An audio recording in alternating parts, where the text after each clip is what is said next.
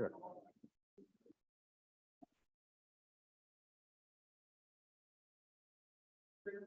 Good evening, everyone. We'd like to start the meeting now. First item on the agenda is call to order. Thank you, everybody, for attending. Can everybody hear me okay? Great, thank you. So I call this regular council meeting Monday, March the 6th, 2023, 7 p.m. To order, and to acknowledge that we are on the territory of the Chehalis. Next order of business, please. Number 2 is introduction of late items. Thank you. I know we have a couple of late items, but just before I start, I just would like to do an introduction. We have a new face at the village table, and this is like to introduce. This is Kelly Ridley. She is our interim chief administrative officer, so I have to read it because it's a long title, / acting corporate officer. So welcome. So Kelly comes with a lot of experience in both the chief administrative officer and corporate officer. And a few of the areas are Cultus Lake Park, City of Port Moody, District of Mission, and District of Hope.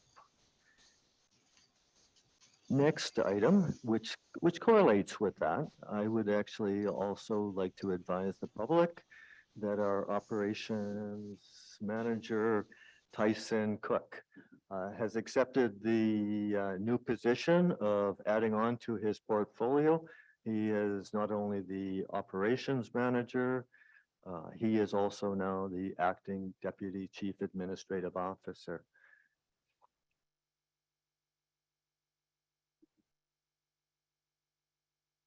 Thank you. I believe Councillor Vidal has a couple of new items. Councillor Vidal, would you like? Thank you, Mr. Mayor. I would like to add one item under new business, Yes. please. And it is one additional resolution for consideration to go to Lower Mainland Local Government Association.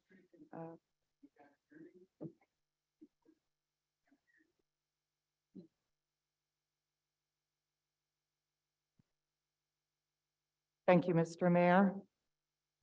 One additional item under new business, please. Yes. I would like to add one additional resolution to be forwarded to Lower Mainland LGA tonight, and we'll be asking for a motion for council's approval. Thank you. Okay, so we'll add that under new business. Any other? Okay, next order of business, please. The next order of business is the approval of the agenda as amended. So moved, Mr. Mayor. Just before we move it, there's a couple of minor, couple of adjustments that need to be made. I just under section 13 bylaws D and E, they are both reports of the planning consultant, and I would like to move them under section 12 reports from staff. So they will be item 12A, sorry, B and C. Do I have approval of the agenda as amended? So moved, Mr. Mayor. Moved by Councillor Facio, second by Councillor Vidal. Call the question. All in favor of the agenda? Passes unanimously. Next order of business, please. The next order of business is the adoption of the council minutes. And the resolution is that the regular council meeting minutes of February 21st, 2023 be adopted. Moved by Councillor Vidal, seconded by Councillor Jackson. Errors or omissions? Seeing none, call the question. All in favor? Councillor Buckley passes unanimously. Next order of business, please. The next order is number 5, business arising from the minutes. Any business arising from the minutes? Seeing none, next order of business, please. The next item on the agenda is a consent agenda. There is nothing included in the consent agenda part this evening. Thank you. So the next order of business, moving on. The next order of business is also delegations and petitions, and we have none this evening. Thank you. Over to correspondence. Sorry. Thank you, Mr. Mayor. Correspondence. Yes, thank you. The first one is a letter dated January 9th, 2023 from the RCMP. It's regarding the UBCM meeting with the BC RCMP. Thank you. Do we want to just read through these or? Yeah, if that's what council desires, certainly. The next letter under B is a letter dated February 16th, 2023 from BC Communities in Bloom. Read the BC Communities in Bloom invitation. Correspondence C is a letter dated February 19th, 2023 from the Chilliwack Plowing Society, and it's an invitation to attend the annual plowing match. Correspondence D is a letter from Bob Flitton, Richard Fife, and Jenny Peters, and it's regarding concerns regarding pay parking increase. Letter E is dated March 1st, 2023 from Kathy Christensen, re-council meeting location change. Correspondence F is a letter dated March 1st, 2023 from John Allen, and it's regarding council meeting location change. Correspondence G is an email dated February 24th, 2023 from Gabriel Thornton regarding the council meeting location change. Correspondence H is an email dated February 25th, 2023 from Wolfgang Thornton, re-council meeting location change. Letter I. Correspondence I is an email dated February 24th, 2023 from Martin Elsazer. I'm sorry if that's not the right way of pronouncing that. Re-council meeting location change. Correspondence J is an email dated February 27th, 2023 from Karen Leonardton. I hope that's right. Re-council meeting location change. Correspondence K is an email dated February 27th, 2023 from Cam Leonardton, and it's also regarding council meeting location change. Correspondence L is an email dated February 27th, 2023 from Megan Hart, re-council meeting location change. Correspondence M is an email dated March 1st, 2023 from Deanna Jones, re-council meeting location change. Correspondence N is an email dated February 22nd, 2023 from Rob McKen, re-council meeting location change. And the final correspondence is the O, and it's email dated March 2nd, 2023 from the Emergency Planning Secretary, re-support for regional geohazard assessment application. Thank you. So I'd like to put a motion out there for receipt, and then we can discuss it, the issues, I think, one by one if necessary under the business arising from correspondence. Do I have a seconder for receipt? Seconder for receipt by Councillor Bidell. Discussion, call the question, all in favor of receipt? Passes unanimously. Next order of business, please. The next order of business is business arising from correspondence. Thank you. So let's start, we're going to start with letter A, which is the letter dated January the 9th from the RCMP. Is there any discussion, or any business, I should say, from that correspondence? Any council members? Seeing none, we'll move on to letter B, which is letter dated February 16th, 2023 from BC Communities in Bloom. Councillor Jackson, I know that that's one of your committees. Don't know if you have any comments on that one or.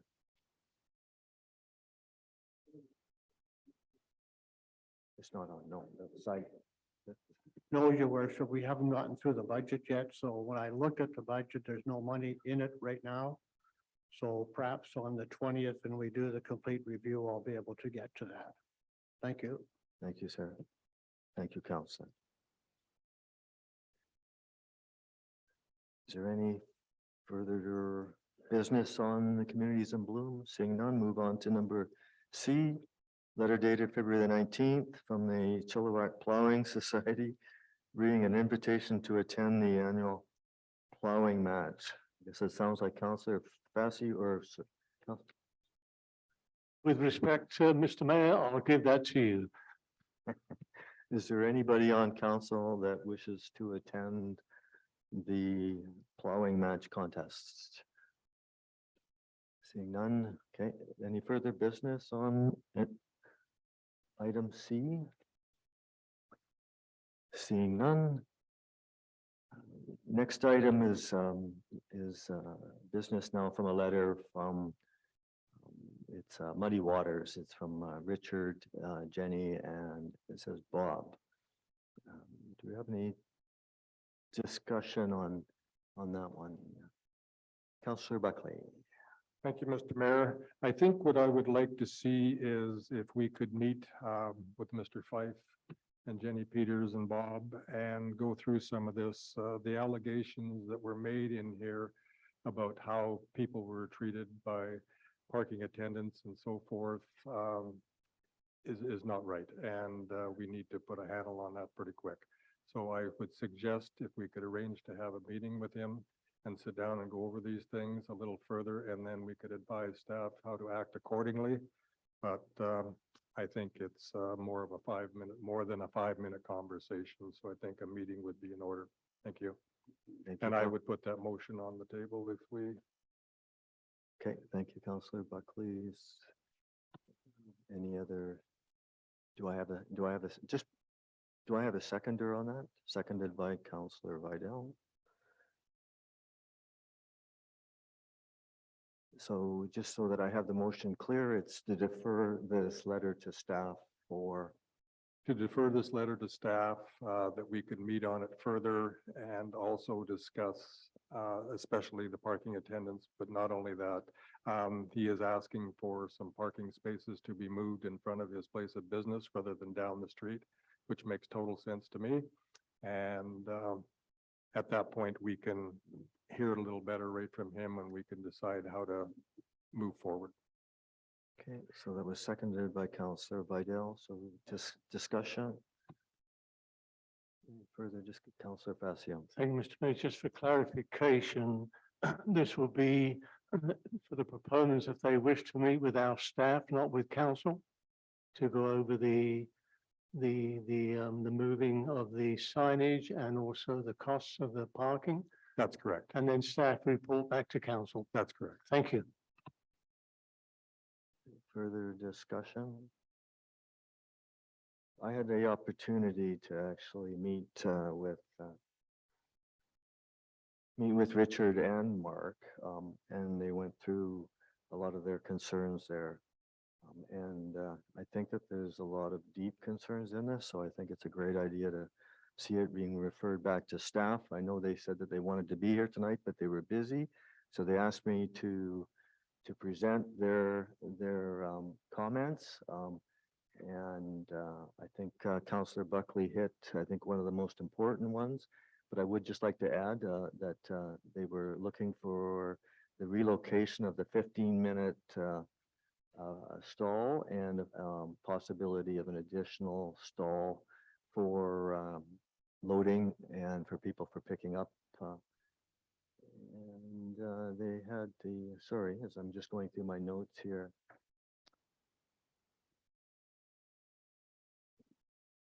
And they also had, again, some concerns with where the money is spent on the paid parking. But again, I think that stuff can be all addressed with staff. So I will call the question. All in favor of the motion to refer to staff? Motion passes unanimously. Next letter was item E, which starts on the council meeting location change. There's 10 letters that are included here. I'm not going to go through and read each one tonight. I think they're all included. I think they're very clear that the number of people here want to see the meetings kept in this hall for reasons which are very obvious tonight for the large turnout we have. There's a lot of concerns with the COVID, other illnesses that could possibly go around, but they just want to make sure that the council can hear and that they have an opportunity to see what's going on in the village, as they've taken a nice interest in seeing what's going on. So again, I will not read each one of those out. I will say that there is a number of additional emails that I personally have received on the same item, which is again to keep the location here. And those aren't included, and I apologize for not having them here. So that being said, I'm going to move all the way down to item N, and I would actually put a motion on the table that we keep the meetings at Memorial Hall and upgrade the sound system. Do I have a seconder?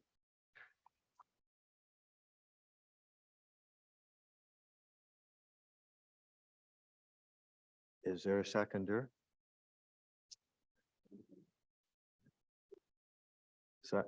Seconded by Councillor Jackson. Discussion. Councillor Vidal, please. Thank you, Mr. Mayor. I just wanted to perhaps provide a little background as to why we are here at Memorial Hall. The relocation to Memorial Hall was passed by council during COVID as a way to allow attendance with social distancing protocols. I believe it was either late last year or early this year. This council received a letter from Festival of the Arts requesting that council meetings return to the village office. And the reason for that is that having council meetings on Monday nights held here at Memorial Hall eliminates the use of the hall on the weekends. Quiet, please. Order, please. Order, please. Thank you, Mr. Mayor, for calling order. Thank you. I'll continue. Thank you. Go ahead, Councillor. As we know, COVID took a huge hit to our tourism industry. And Festival of the Arts holds concerts regularly during the off season here in the hall on the weekends. By not being able to hold the concerts on the weekends, it puts a huge budget restraint on Festival of the Arts in their intention, and they're moving ahead to recoup losses. Also, this community hall is also rented out and generates revenue for the village by renting it out for weddings and for other community events.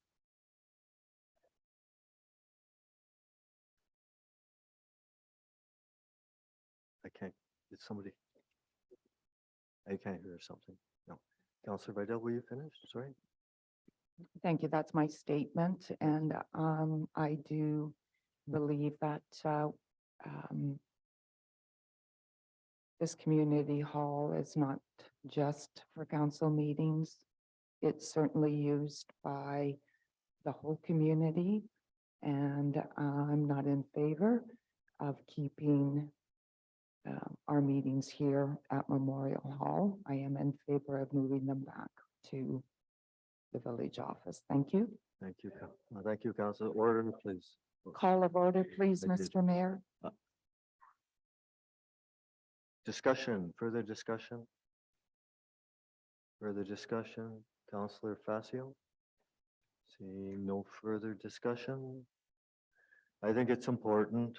I will admit, I thought it would be a good idea to move back to the other council chambers as we had a small audience. I think things have changed in the last weeks. I think it's important for the public to hear and know what's going on. I'm pleased to see the public here. I think it's important.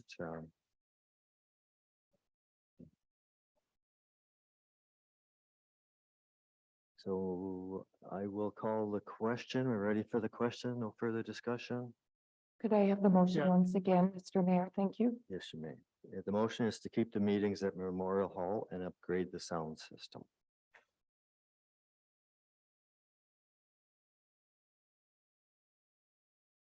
So I'm ready to call the question. Are we all in favor? I move to table this for further discussion another time. Mr. Mayor, Mr. Mayor, with me, so ask the people to leave. Order. Order, please. Order, please. Order, please. Councillor Jackson has moved that it be tabled. Do I have a seconder to table it? may I ask the reason that Councillor Jackson is requesting it be tabled before we vote? Thank you. There's no discussion on a motion to table. It just requires a seconder and then it's a call to vote. Do we have a seconder for Councillor Jackson's motion to table? No seconder, the motion fails. Okay, so we're back to the main motion, and that is to keep the meetings at Memorial Hall and upgrade the sound system. I will call the question now again. All in favor? Seeing the mayor in favor, opposed?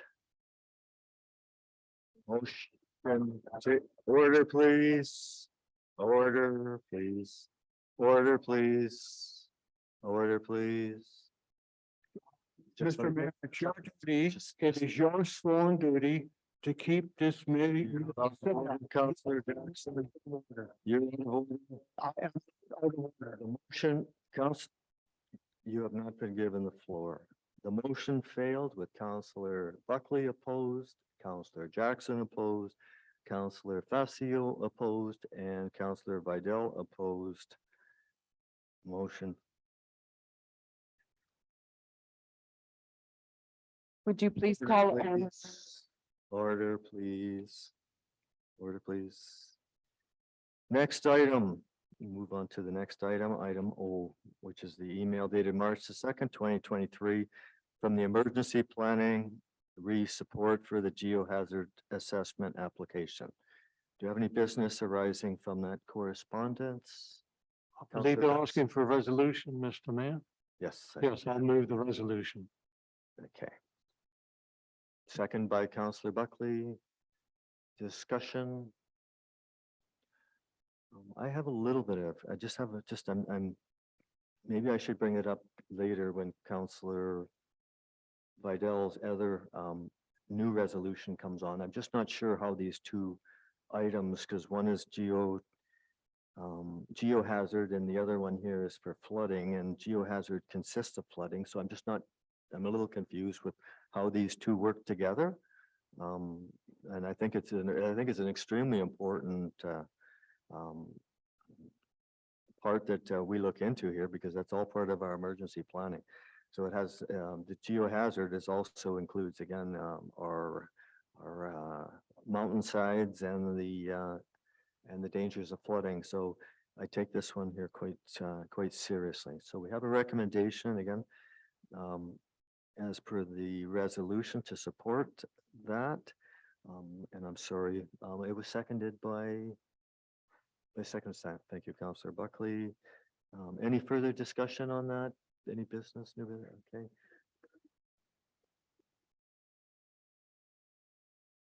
I sure can if I actually knew more about it myself. Can we ask me a question period, sir?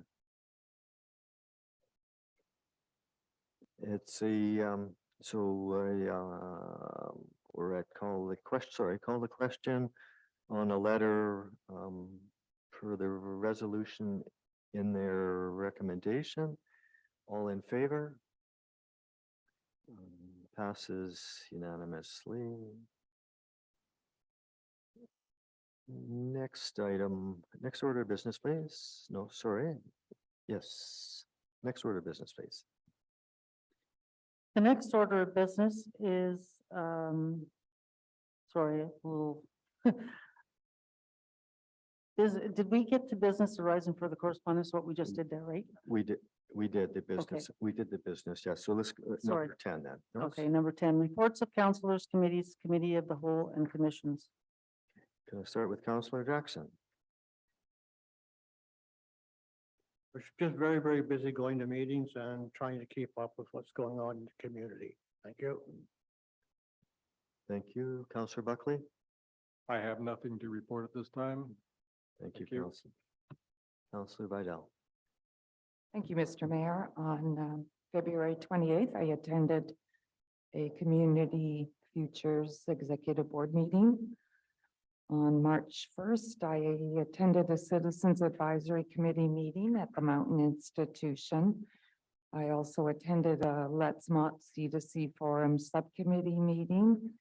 And I also attended a planning and training meeting for the Fraser Valley Regional District Homeless Count. And on March 3rd, I attended an Earthwise Community Conversation Group meeting held at the property in Kent,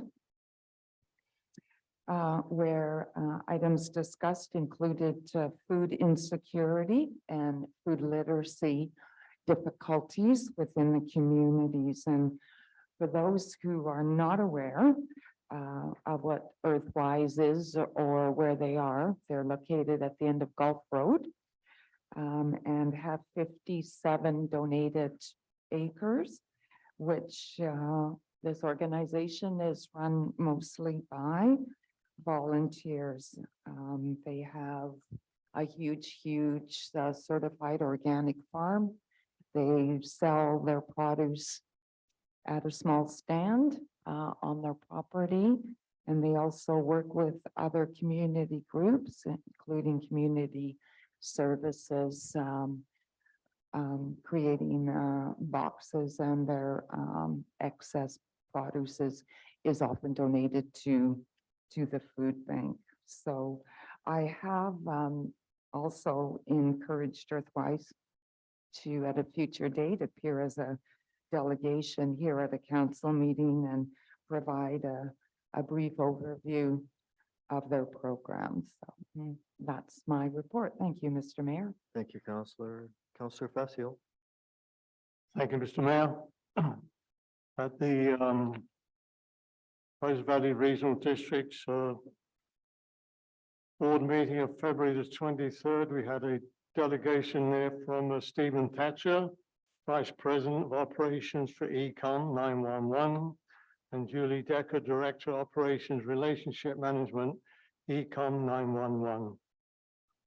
Stephen Thatcher used to be the Deputy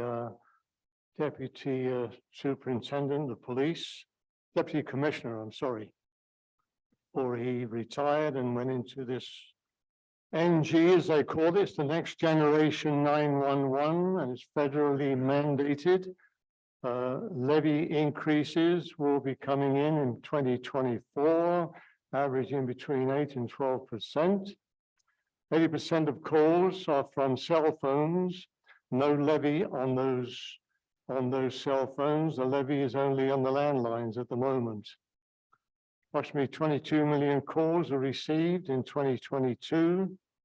The 30-year-old system in 2025, E11 decommissioning, March 2025, enhanced RTT capabilities, and in 2024, basic real-time text capabilities.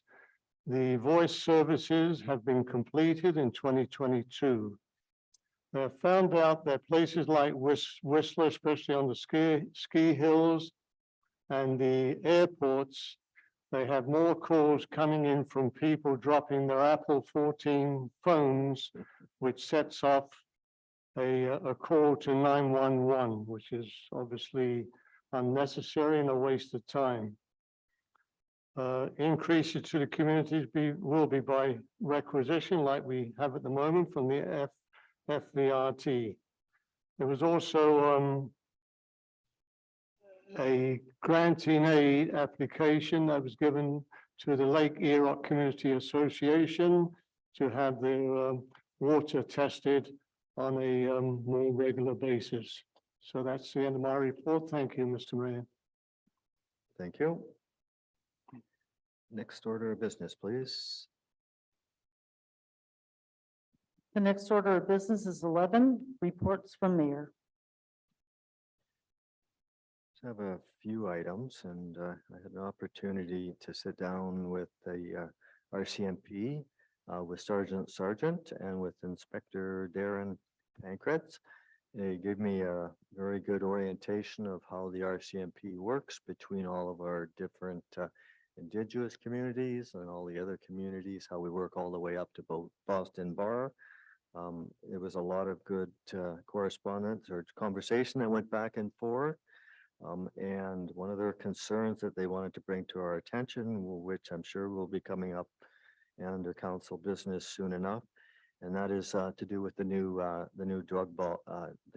drug laws with regards to drugs being used in the public at the beach and stuff like that. So it's a really important subject, and they're asking for the tools so that they can actually enforce to keep our beach and keep our streets clean. Next item is I was in a phone conversation with our MLA Kelly Patton. She announced that the province of BC they're tending to go away from the old system, which was we apply for grants. Someone decides whether we get it and we get it or not. What their model that they're working towards now is based on, I believe most of it is just based on the population. And I'm sure there's some other formula in there somewhere, which would be good to know. So they're offering to the village of Harrison Hot Springs $1,256,000, which seems to have no conditions attached, and it's to be used at the decision of this staff and council. So that's quite a change from the process and how the government works. So again, thank you for that money. Next item I want to make sure everybody is aware of is the OCP. Everyone knows my thoughts, I think, on the OCP. There's a committee of the whole workshop, which has been scheduled for March the 14th and the 15th at 10 o'clock. So that it may not be the 2 days, it'll depend. That's a meeting that was requested by Councillor Buckley and Councillor Jackson to go over the draft OCP. Again, I think that's a really important one, and I look forward to seeing as many people there at that meeting that want to hear what's been discussed. My last item is I have received an enormous amount of emails, letters, people coming one-on-one contact, just all the people that are in this room today. I just wanted to say personally, I thank you all for your support. Let's hopefully we can move forward in the operation of the village here, and your presence today, I think, sends a strong signal. And again, thank you for all of you being here tonight. Next order of business, please. The next order of business is reports from staff. The number of the A is report from the planning consultant, January 30th, 2023, consideration on the issuance of the requested DVP. Go ahead, Mr. Planner. Thank you, your worship. We're looking at 470 Emerald Avenue. The parcel is zoned R1. To the north, south, and east of this parcel, the properties are zoned for R1 activities. The site is currently developed with a single-family dwelling. The applicant is proposing to put in an accessory building. The proposed accessory use is an authorized accessory use for this zone. The current single-family dwelling is approximately 135 square meters in size, with the proposed accessory building being set at 167 square meters. Combined, the total lot coverage is approximately 37%, which is under the allowable lot coverage of 40% for this parcel. The applicants wish to vary the following zoning bylaw: 1115/2017 land use regulations is outlined below. They're looking to increase the accessory building height from 5 meters up to 5.49 meters, and to reduce the exterior side setback down from 7.5 meters to 4.5 meters. The requested height change is being requested as the applicant wishes to store a boat and trailer in the proposed accessory building, and as well, they'd like to park their car in the garage. In keeping with the notification requirements defined as the adjacent lots within 30 meters from the site, they have received written notification of the variance requests. No comments have been received at the time that this report was written, which was in January 30th. However, any comments received will be shared with council.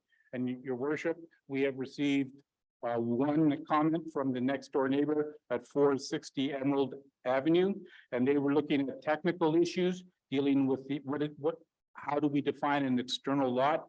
They were confused as to what was an internal lot, what was the exterior lot, and clarification on the building height.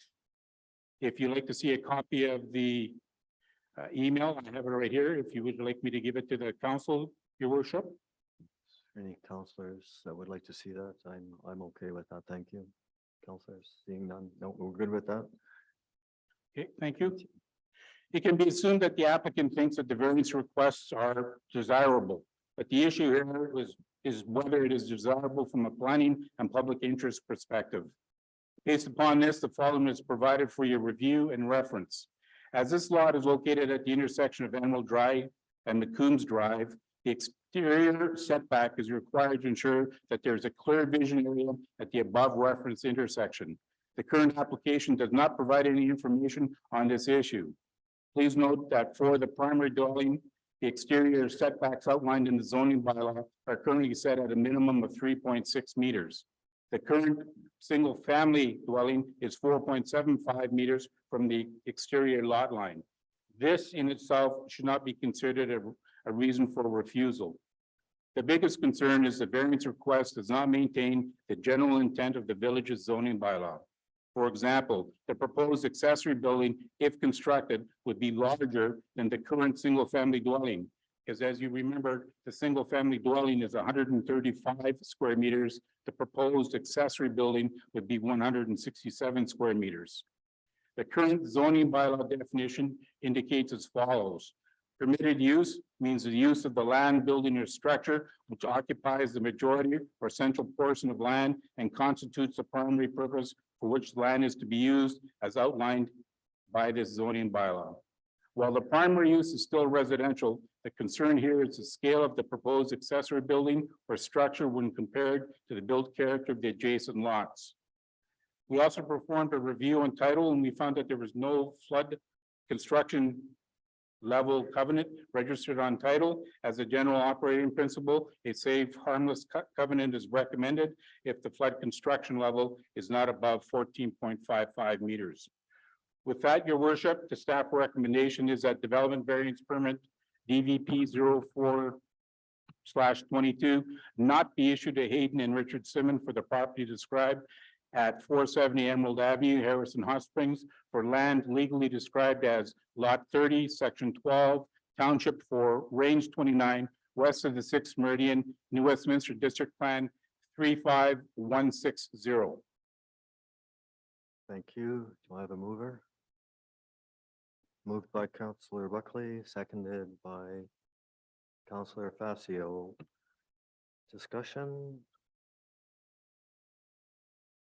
Counselor Facio? Just for clarification through you, Mr. Mayor, to Mr. Cossie. On your report, it states it's a garage, is that correct?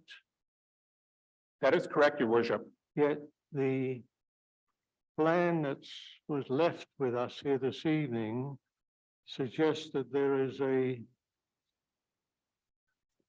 upstairs with a rec room. Is that correct? Yes, that's correct. So it's actually a garage with The suite. a suite, well, it's a rec room, recreation room. There's no bedrooms or anything of that, it's just for recreation, whatever that means. And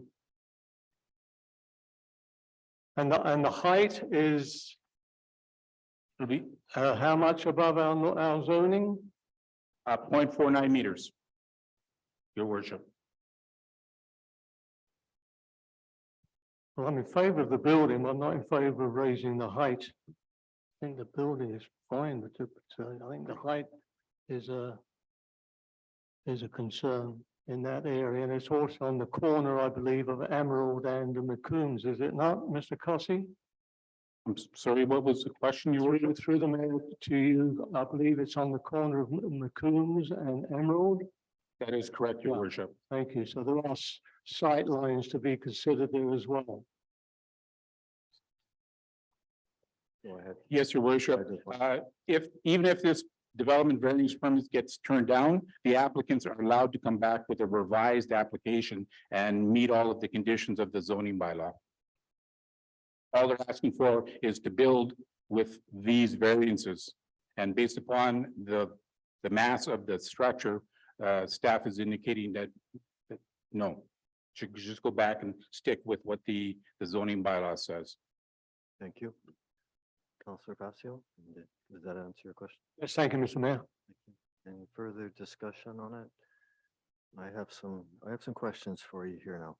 So that particular property has a large, we'll call it a ditch, but it's a pretty big ditch that's in the back of that property. This is a question to our planner. Is that ditch part of this property, or is the center point of this ditch the property line? Do you know? That we don't know, your worship, because we didn't ask for a survey plan. We just took the GIS plans at this particular stage. When we get into the building permit stage, we could see the survey plans. Thank you. So I'm gonna just continue on here with the ditch here. The ditch is it's a massive ditch, and it basically is taking all the drainage all down the back properties of Emerald. And it goes all the way from Hot Springs Road right down to McCombs, and then from where it is there in the corner and goes down into the Miami River. So this ditch is also, we've just tied in what appears to be the new development at is it 798 Hot Springs Road? So that is going to, there's going to be an enormous amount of stormwater that's going to be diverted into that ditch. I can tell you that from my time when I went door knocking during the election time, that some of the people in that area there were complaining of their backyards flooding at the time because that area is flooding as it is. So this being at the bottom of the or basically if this was to be filled in, you'd be damming and flooding all those homes all the way up Emerald Street and the ones that back up onto the other side of that ditch. So how do we make sure that even if we deny them this variance, they come to the village, which means then it doesn't come back to council?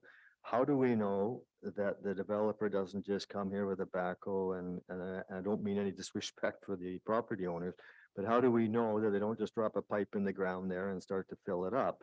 And then we come down to our next big heavy rainfall and we start having damage downstream. It's a long question. to their operations manager. Thank you. Thank you, Mr. Mayor.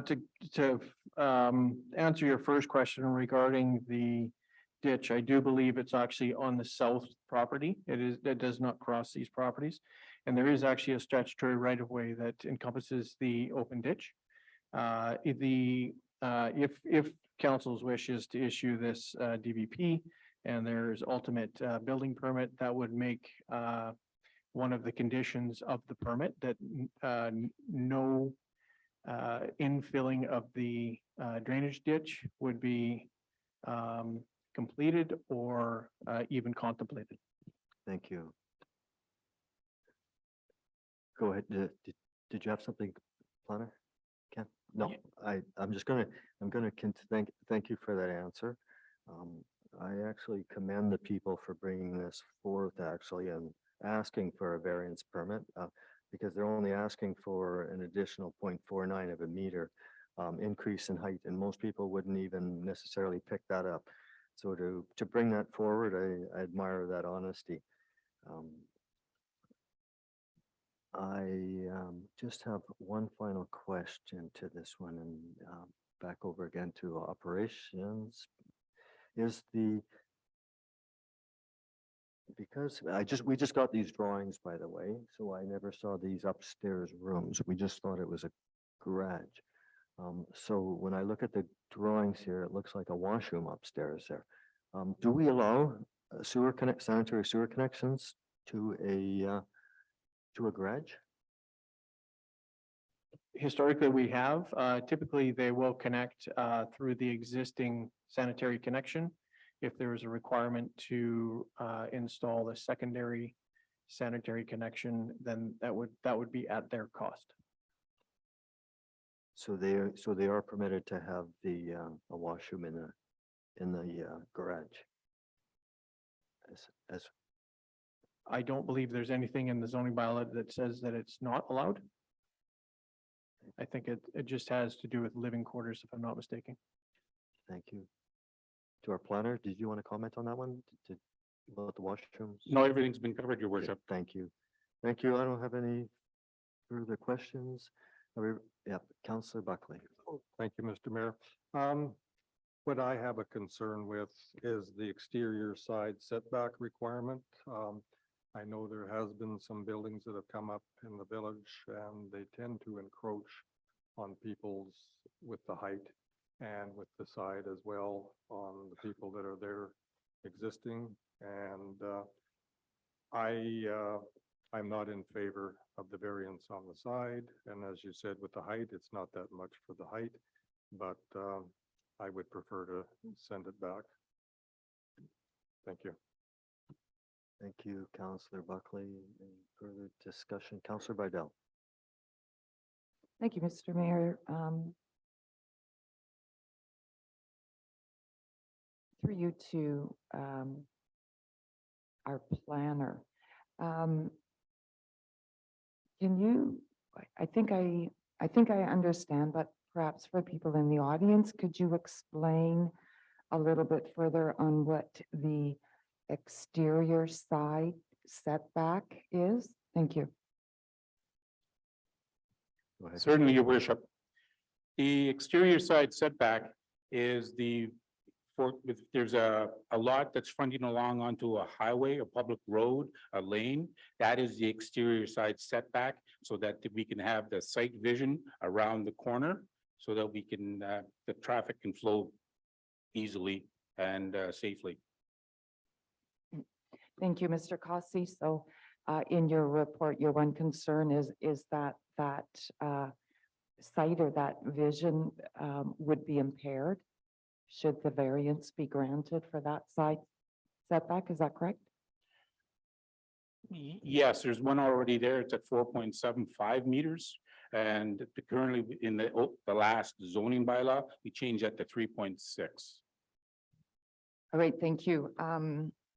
I actually agree with Mayor Wood that I don't think the height variance is, I think it's reasonable. And as you indicated, Mr. Mayor, that probably most people wouldn't even notice a a difference, but I am concerned, as Mr. Cossey pointed out, about the side setback that I do think it is too much. Oh, and Mr. Cossey also notes that one of the concerns is the overall scale of the proposed accessory building when it's compared to the residential building on that lot and surrounding lots. So I'm going to agree with Mr. Cossey's recommendation to deny the development variance permit at this time, but I certainly would encourage the applicant to resubmit a modified application. Thank you. Thank you, Counselor. Further discussion? We're ready to call the question. So this is to deny the variance. So all in favor to deny it? And all opposed? Counselor Jackson, Counselor Facio, opposed. Motion passes.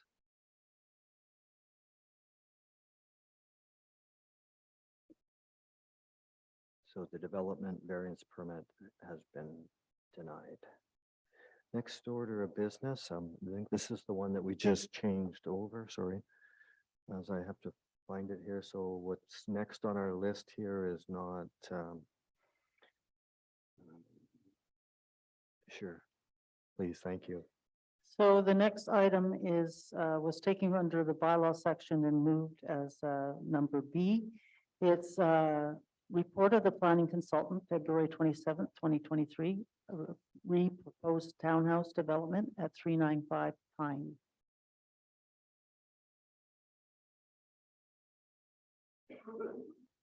The information is on page 65.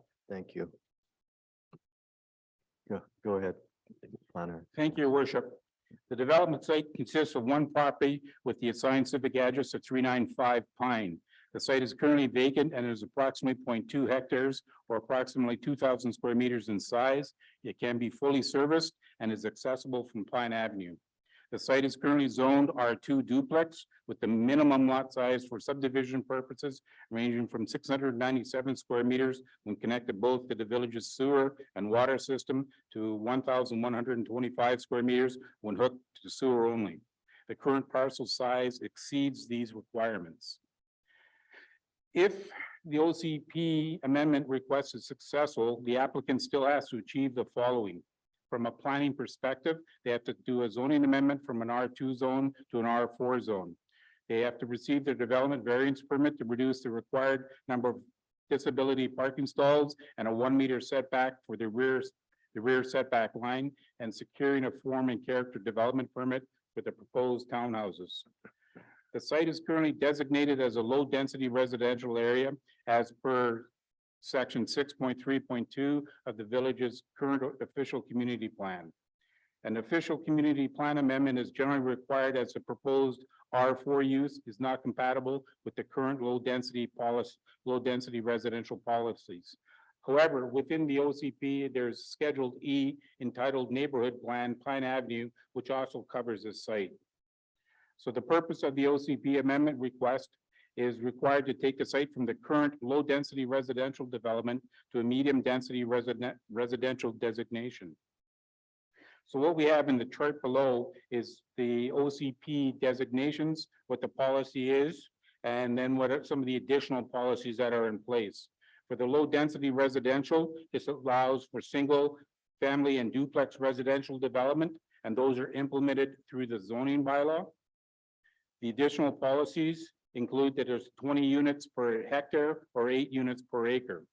With the medium density residential, townhouses and multiple unit attached housing is permitted, and redesignation will be considered for sites in good proximity to the village's amenities, well services with water, sewer, roads, and are compatible with the surrounding lands. The density under the current official community plan is 7 units per acre, but when you look at the Pine Avenue neighborhood plan, that changes to 14 units per acre. The requested rezoning amendment is to change the current zoning from an R2 zone duplex to an R4 zone townhouse. The request is to facilitate the development of 20 townhomes. Listed in the table below is a comparison of the current R2 regulations compared to the proposed R4 regulations. If council were to approve the zoning change and the development proceeded exactly as outlined below, the impacts to the village could include 10 to 15 new additional vehicles being added to the village's road network from the current 1. This does not include any potential visitors to the site. And the other thing we have to consider is that as a land use design planning principle, it's best to have multifamily development located at or near the entrance to a single family residential area as opposed to having it in the middle of the residential area. From an infrastructure perspective, 10 additional units would be hooking into the village's sewer and water service. Upon review of the site plan, I draw your attention to the area encircled in red below. This is the proposed common parking area and the turnaround area for emergency vehicles. Input from either the fire chief or the manager of operations is required if the proposed turnaround space is adequate. During a past council meeting, council approved a rezoning amendment request for a property located at the intersection of Pine Avenue and Hot Springs Road to change the land use to an R4 zone. In addition to this, the council reviewed a similar style application located at 442-464 Pine and denied this amendment request. The site is surrounded by R2 single-family dwelling uses. There is, however, an R4 site located in close proximity to the proposed development, and the site backs onto an R1 development site. On a review of the title, there's no flood covenant registered on title, and it's, as mentioned earlier, general planning principles is that we have one registered on title if the 14.55 flood construction level cannot be met. Based upon the application received, staff offers the following comments for your consideration. With the 10 townhomes, 7 are to be sold at current market prices, with 3 being set up as rental units. Unfortunately, no information has been provided to indicate how the rental units will be governed or to ensure their long-term rentals. Depending upon what the applicant is trying to achieve, this issue can be addressed through many tools such as a housing agreement, a zoning amendment, or the use of a covenant. An additional concern is about the lack of emergency vehicle turnaround area. If the development variance permit for the parking is accepted, then there will be no disability parking spots on the site. We need to have an oil water separator located for townhomes as per section 6.4J of the zoning bylaw. From a development design perspective, the higher density should be located closer to the end of the street as opposed to being in the middle. The density of the housing suggested should also relate to the village's transportation systems and the physical characteristics of the site. The proposed development is being sandwiched in between various single-family uses, and from a massing perspective is not compatible with the adjacent uses. While the applicant can address some of the points outlined above, the issue is more that the proposed multifamily use is not compatible with the surrounding land uses and should be denied. The referral agencies at this particular point in time are not applicable, and staff recommendation is that OCP application file number 6520-20-OCP02/23 for the property located at 395 Pine Street and legally described as Parcel A, Explanatory Plan 338823, Lot C, Section 12, Township 4, Range 29, west of the 6th Meridian, New Westminster District Plan 10239, be denied for the reason outlined above. Thank you. Moved by, Move recommendation, Mr. Mayor. moved by Councillor Facio, seconded by Councillor Buckley. Discussion. Councillor Buckley. Thank you, Mr. Mayor. I too agree with everything that Mr. Cossey had to say with this. I don't think that would be putting anything in the middle of those properties, in the middle of that street for sure. And what he suggests by having it at the end of the block like the other one that was changed to an R4 designation fits more in with surrounding residential. Thank you. Thank you, Counselor. Further discussion? My time. Few questions for you. I guess when I look at this, and I mean, I absolutely agree with what Counselor Buckley just, what he just said. But I mean, what happens with all of those pieces of property? My understanding is they are R2, which allows a house and an accessory building or a coach house in the back. So if we don't allow any other future development or proposals on that property, we're going to get something possibly very similar to what we have down the street, which created a coach house on the backyard of people on Schooner Way. So my concern is the people on Chestnut. If and that's actually how it is actually zoned as it is. Is that correct, Mr. Planner? That somebody, the way it is zoned now, that somebody could build a home in the front of the property and a coach house in the back of the property. If they meet all the zoning requirements, yes, your worship. Thank you. So I guess what I'm really trying to say is which is the worst of two evils?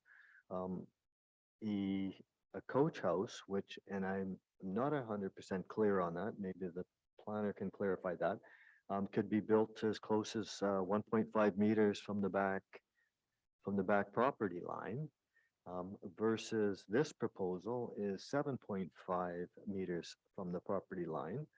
This proposal is only 2 stories from what I can tell.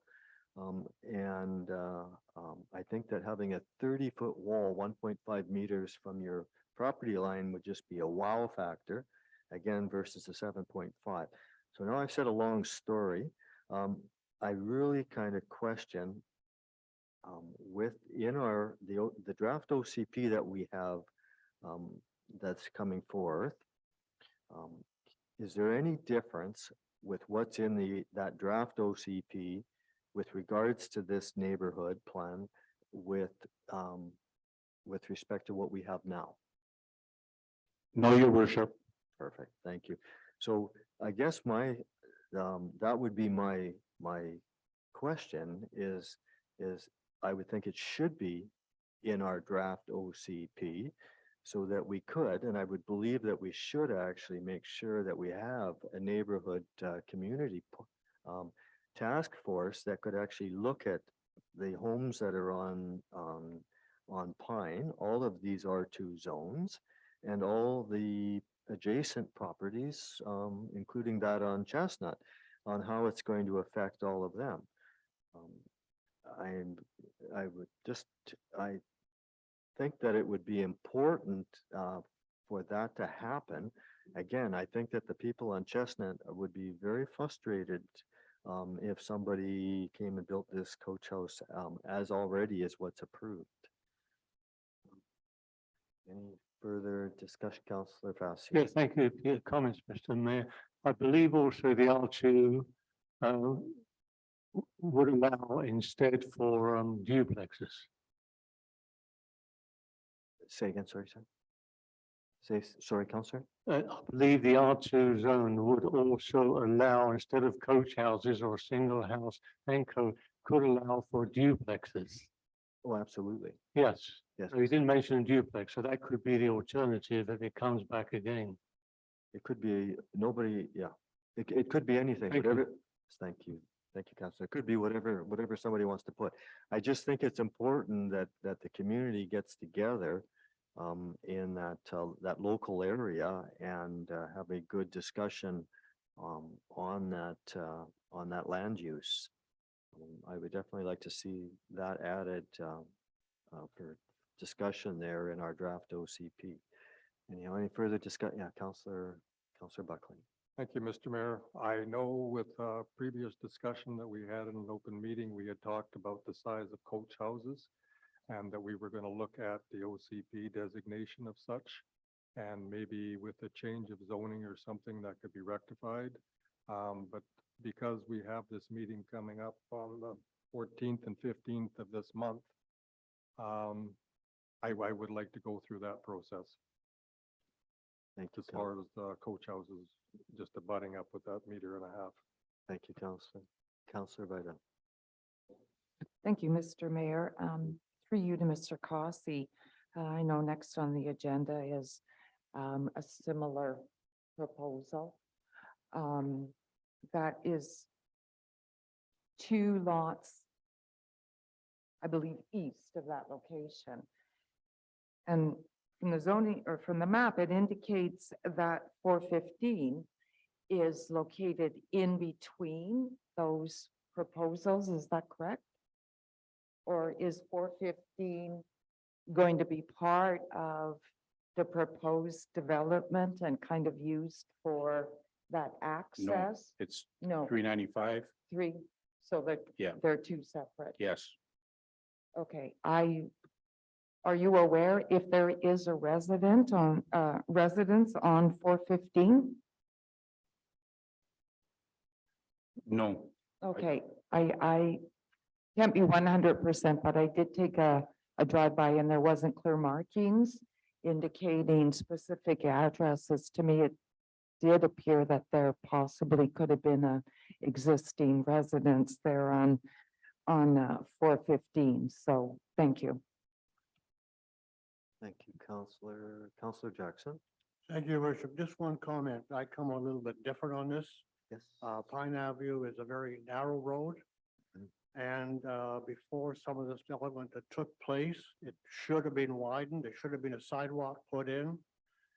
If you develop all these lots the way that they're set out, the traffic won't be good. It won't be a safe road. So we really have to deal with Pine Avenue as a road before we really start developing it. Thank you. Thank you, Counselor. Any further discussion, Counselor Fassier? That's what I would encourage, like we did before, and the OCP that's in place now is, like you said, that we should probably have a neighborhood group to discuss it with the planner. That's how it was done previously for Pine and for Echo. Thank you. Absolutely. Thank you. Any further discussion?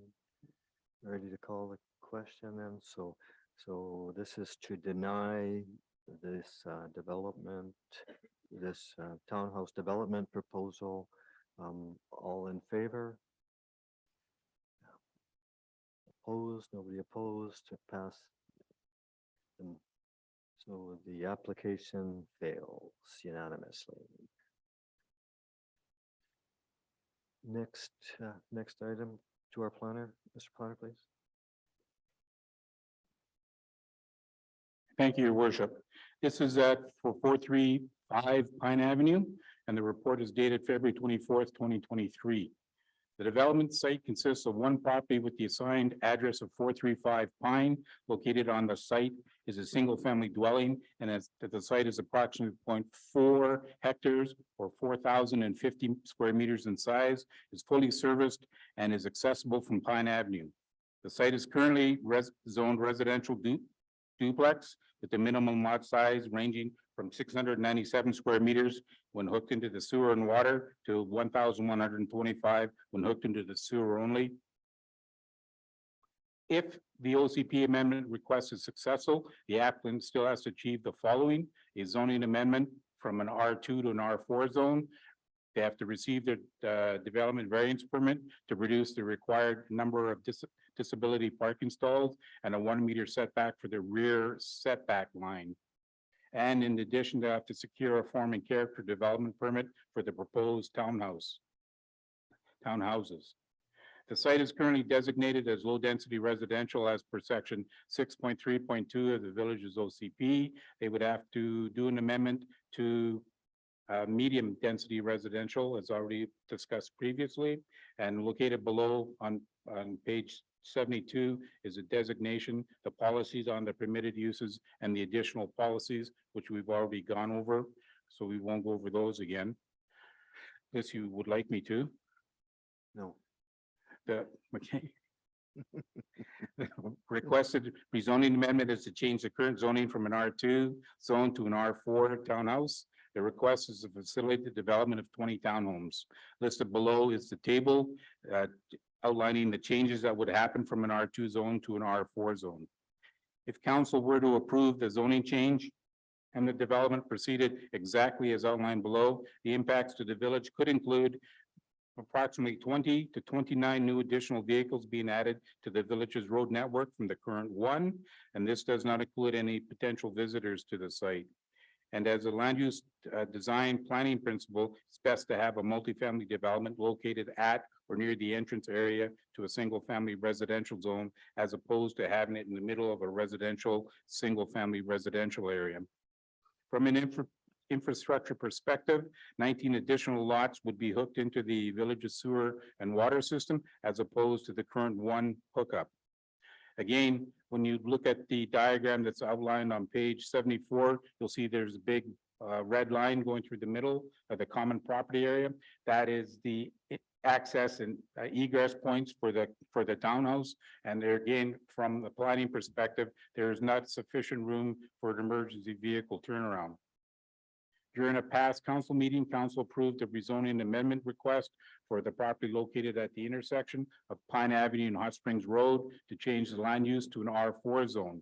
In addition to this, council reviewed a similar style application located at 442-464 Pine Avenue and denied the amendment request. The site is surrounded by R2 single-family dwelling uses. There is, however, an R4 site located in close proximity to the proposed development site, and the site backs onto an R1 development site. The staff comments are the same 7 comments that were discussed earlier. And while the applicant can address some of the points outlined above, the issue is more that the proposed multifamily use is not compatible with the surrounding land uses and should be denied. Referral agencies are not applicable. We're not making any recommendations. And the recommendation, your worship, is that OCP application number 6520-20-OCP01/23 for the property located at 435 Pine Street and legally described as Lot D, Section 12, Township 4, Range 29, west of the 6th Meridian, New Westminster District Plan 10239 be denied for the reason outlined above. I have a mover.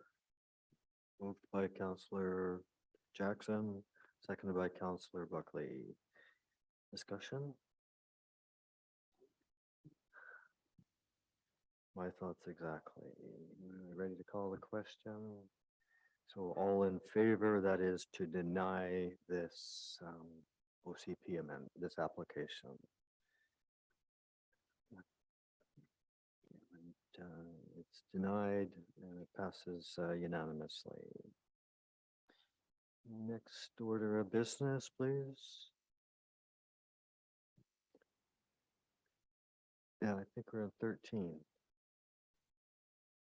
Number 13 is bylaws. The first one this evening is A, Highway and Traffic Amendment Bylaw number 1185-2023. Thank you.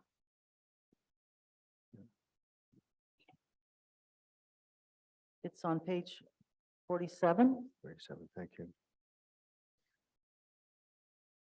Would you like me to read out the recommendation? Yes, yes, go ahead. The recommendation is that the Highway and Traffic Amendment Bylaw number 1185-2003 begin final reading. Do I have a mover? Move, Mr. Mayor. Moved by Counselor Facio, second by Counselor Bidell. Discussion? No discussion, ready to call the question then, all in favor?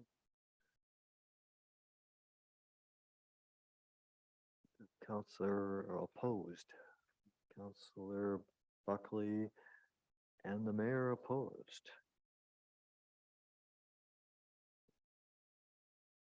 And the motion passes.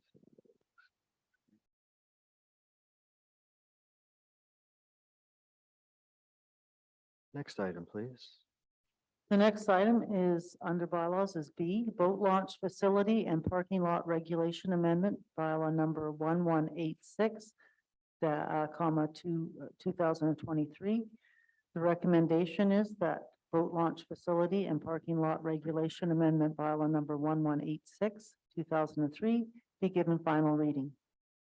Thank you. Moved by Counselor Vidal, seconded Counselor Buckley. Discussion. Counselor Facio? Thank you, Mr. Mayor. Just a comment for the public that the a surcharge that we put on here, which amounts to $32, does go to the search and rescue from those boat launch fees. Thank you. Thank you, Counselor. Further discussion? Ready to call the question then, all in favor? Motion passes unanimously. Next order of business, please. It's item number C, report of the finance manager dated February 28th, 2023, regarding 2023 to 2027 financial plan bylaw number 1187, 2023. The recommendation is that the 2023 to 2027 financial plan bylaw 1187, 2023 be introduced and given first and second readings, and that the 2023 to 2027 financial plan be forwarded for public consultation at an open house to be held on March 20th, 2023. Thank you. Do I have a mover for that? Sorry. Just one second. I will let you read your part. Sorry, sir. To the Chief Financial Officer, sorry. Thank you, Your Worship, and good evening. I'll make this quick. I'm here tonight to introduce the 2023 to 2027 financial plan bylaw 1187, 2023. Council reviewed the draft financial plan, Committee of the Whole meeting on January 27th, 2023. There have been some amendments made since, so I'll run through them just really quickly here. Sanitary list station number 1, replacement in the amount of approximately $2.4 million was added. That's to be funded by sanitary sewer DCCs and sewer reserve. Of course. Replacement public works vehicle in the amount of $95,000 was added, funded by borrowing. Now, these next two items are 2024 budget items. We just need to order the vehicles this year if we're going to do it. Another next item, additional utilities vehicle in the amount of $60,000 to be funded by reserves. Walk behind sweeper for $10,000 funded by Public Works Capital Reserve. Snow blade for a Kubota utility vehicle for $8,000 funded by Public Works Capital Reserve. Increase to council remuneration and expenses of approximately $36,000 funded by taxation. Estimated increases to management expenses for the year in the amount of $140,000 funded by surplus. And finally, parking revenues budget was increased by $65,000 as a result of approved increases to pay parking rates and program expansion. Of this, $15,000 will be spent to implement the expanded program, and $50,000 will be earmarked for contribution to parking reserves. The community charter states that council must adopt annually a 5-year financial plan. Also, in the community charter, it states the council must undertake a process of public consultation regarding the proposed financial plan. So, following first and second readings of the 2023 to 2027 financial plan bylaw, the plan will be made available for public consultation at an open house scheduled for March 20th, 2023 at 10 a.m. Staff will provide a summary of the public feedback regarding the financial plan at the regular council meeting that evening, March 20th, 2023. And the financial plan bylaw will be on the agenda for further consideration by council at that time. As also, the public will have additional opportunity to provide comment during that meeting. So accordingly, the financial plan is attached for council's consideration. I believe the recommendation has been read, but I'll just repeat it once more. The recommendation is that the 2023 to 2027 financial plan bylaw number 1187, 2023 be introduced and be given first and second readings, and that the 2023 to 2027 financial plan be forwarded for public consultation at an open house to be held on March 20th, 2023. Thank you. Thank you. Move recommendation, Mr. Mayor. Moved by Counselor Passio, seconded by Counselor Buckley. Discussion? Any discussion? Thought I had one question for you. Bear with me a sec.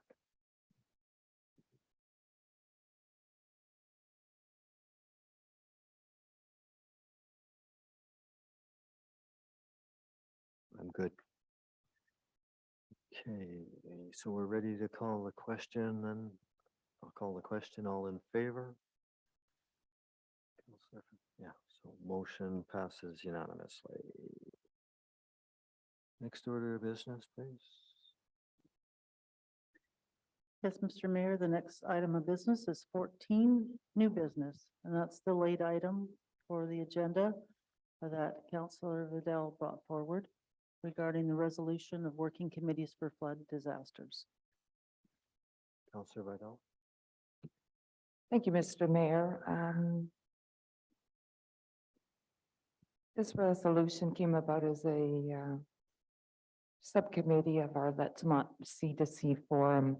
The subcommittee was tasked with developing a resolution to be forwarded to the Lower Mainland Local Government Association for consideration at the annual conference in May. A motion has been passed by the District of Kent in support. And I would read out the motion very quickly, Mr. Mayor. Resolution is entitled Working Committee for Flood Disasters. Whereas flooding is one of the most common natural disasters in British Columbia that impacts communities, floodplains, agriculture, and prominent First Nations lands. And whereas flood risks continue to substantially grow due to climate change and the lack of proactive flood management and protection, such as regional flood risk assessment and flood protection program by the province of British Columbia and the federal government. Therefore, let it be resolved that the Lower Mainland Local Government Association requests UBCM to establish a working committee consisting of local government, provincial, federal, and First Nation members to address the future flooding disaster and to restore flood protection by completing and implementing a flood risk assessment to develop strategic flood protection for critical infrastructure and to build back resilient communities in the Lower Mainland.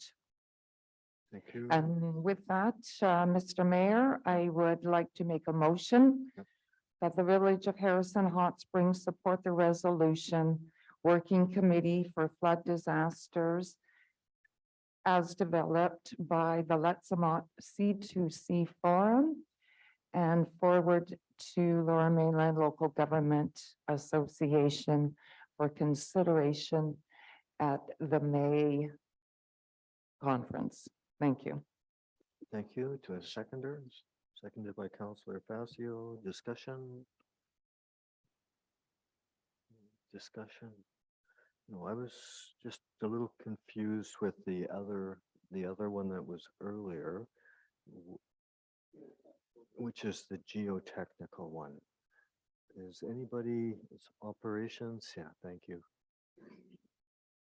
Thank you, Mr. Mayor. The request that came by letter or email, I guess it is through the Emergency Planning Secretariat, which is a different, it sounds like a very similar initiative, but it's a different group, although it may have some of the communities involved in the same initiative. It just sounds like there's two applications that are moving forward. So are they working together or are they separate or? I am going to assume that they're separate because one is coming from Let's Mott, C2C, from the communities that are involved in that. And then the Emergency Planning Secretariat includes some communities in this area, but also a little bit further downstream along the Fraser River. So would staff see them in the future, the two groups working together? It just seems odd to have two groups working on the same project, somewhat together, but somewhat apart. Yeah, one is more, I would say, more regional, and the other one is a little bit more local. Thank you. May I offer for the comment? Yeah, or Mr. Mayor, discussion, thank you. yes. The one from that was the regional geohazard assessment study. The lead on this one is Seabird Island, Yes. First Nations Band, who are not members of the Lower Mainland Local Government Association. The resolution that I'm requesting approval for tonight, it started out as drafted by the C2C subcommittee. However, it's only members of Lower Mainland Local Government Association that can submit. And that is why Kent has endorsed it, and the request is here tonight. So hopefully that adds a little bit more clarity. Thank know. you. Yeah, thank you for that. That clarifies a lot to me. Further discussion? Now we're ready to call the question. All in favor? Yeah, motion passes unanimously. Next order of business. Mayor Wood, I'm sorry, there was a item that came through that is similar to what we were just talking about. The motion that was adopted by council wasn't exactly clear to me, and so I just want to make sure that I've got that resolution down. So it's for not this late item, it's for the other one for the technical hazard? No.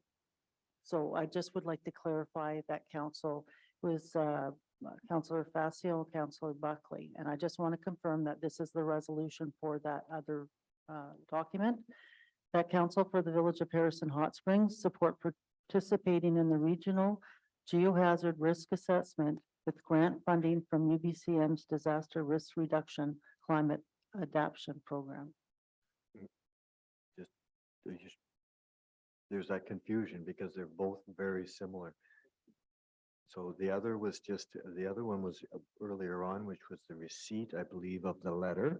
And then there was a formal resolution that was in that to support that, which is different than this resolution that Councillor Bidell has just put on, which is through the C2C, right?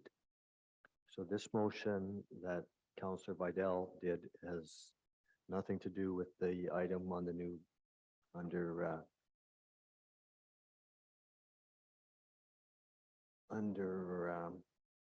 It was reports, 8-0. or sorry, under correspondence. It has, it's that. So the one I'm talking about is item 8-0. And it was that letter that came from Maggie Mazur. That's the geotechnical one, which is That's right. different from the one that Councillor Vidal is doing. That's correct. So I do have your resolution. I just want to confirm that I captured the other resolution correctly. Okay, so let's go back to 8. I apologize. I should have stopped it right when it happened. I buried it. It's page 37 Yep. of the agenda.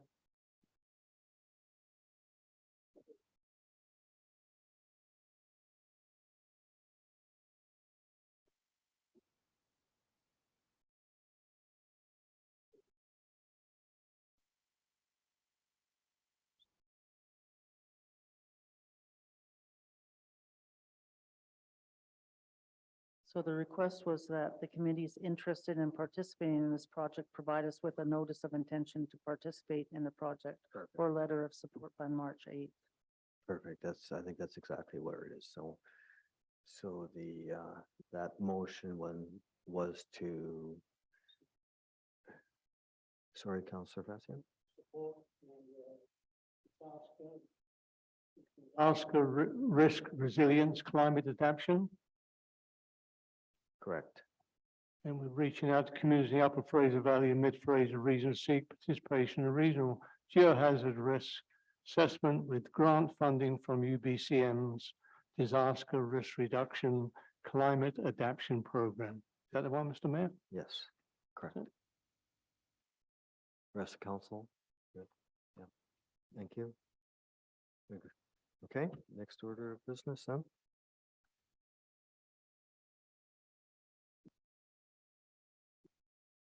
Sorry, the next order of business is questions from the public pertaining to agenda items only.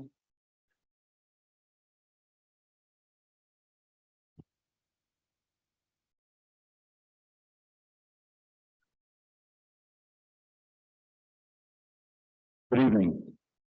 John Allen, 398 Hot Springs Road. My question tonight, Mr. Mayor, is about this move of our public council meetings to the very cramped and inadequate council chamber at the village office. In the big supporter of the Harrison Festival, I started it when I was mayor, but I think we need to get our priorities right here. And in my mind, the priority is that the village Harrison Hot Springs as a community, as a healthy democracy, and that requires open and transparent meetings that you promised us. And those can only be open if they're open to all of the people, 110 people here tonight. And there's only room for maybe 20 at the other chamber.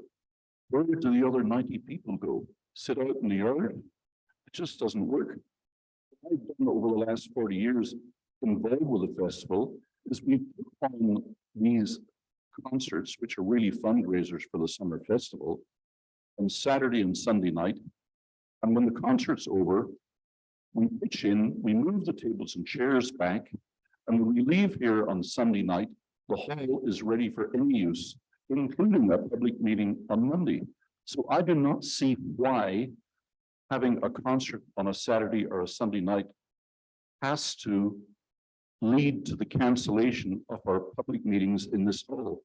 Because all it takes is maybe a little bit harder work, a few more people, and a bit more effort, and the hall is immediately available for the next use. And the priority should always be for the village of Harrison Hot Springs and not for the concerts, wherever they may be. So I would just like to ask why you think that it's in order to displace us, the people of the village, to accommodate the musicians who are invariably from out of town, and allow us to use our own community hall for a very important community use. So I'm confused by this because there's no physical problem in having the meeting here on a Monday, because you can clear out the concert stuff in a couple of hours and be ready for use. Thank you. Thank you, sir.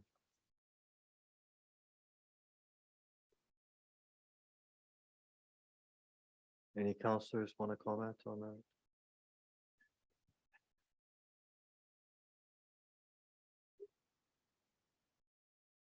Hello, Mr. Hello, Mr. Mayor. I'm Gabby, and I am a resident of the village. There are a lot of residents, myself included, that have no confidence in our 4 councillors to speak on our behalf and make a decision for us. They have proven by their actions, they are not interested, they are only interested in their self-serving agenda and not the residents and this village. We do have the right to make our voices heard and request that the meetings stay in this hall, as there are more residents coming to the meetings, and the village council chamber only holds 25 people and is not adequate for all of us that wish and have the right to attend. The last time I checked, we were a democracy, not a dictatorship. Thank you. Thank you.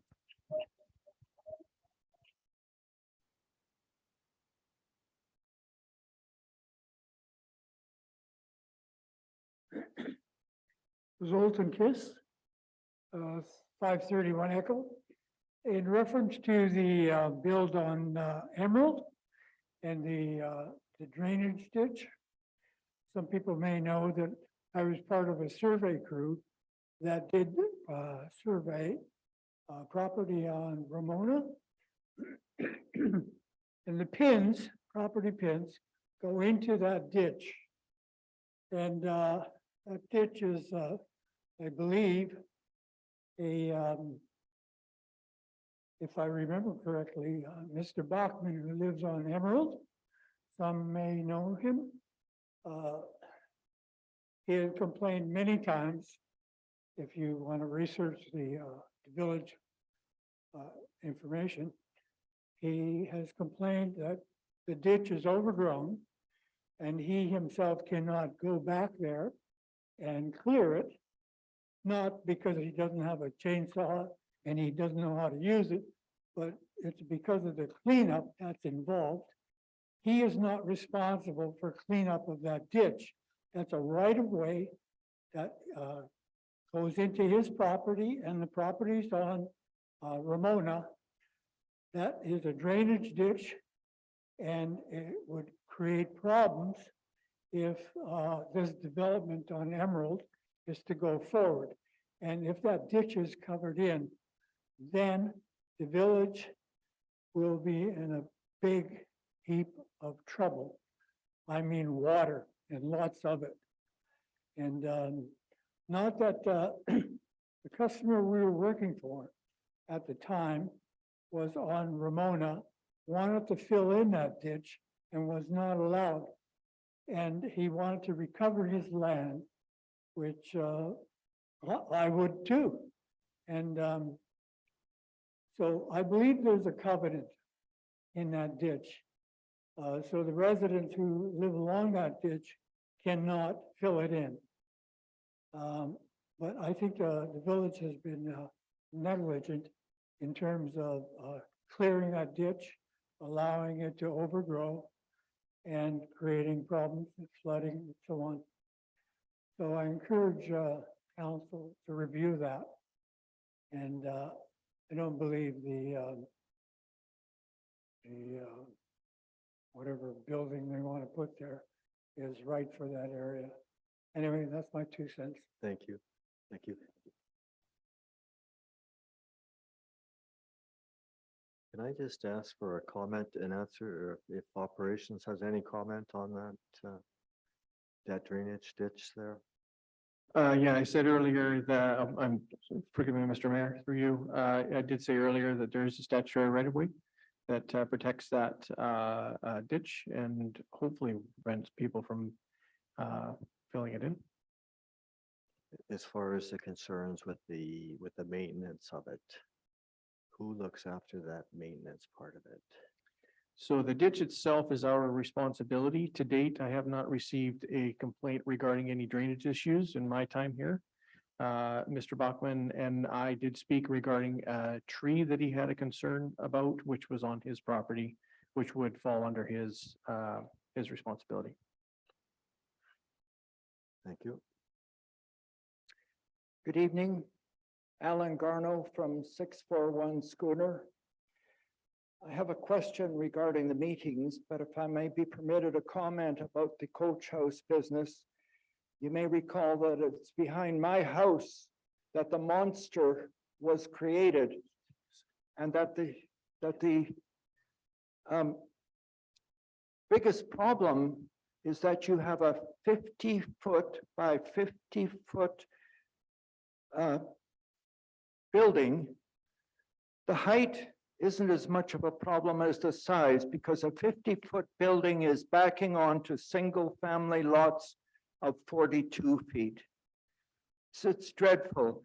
And the only comment I want to make is that, you know, you're going to have a problem trying to deal with a 300-foot lot under any plan.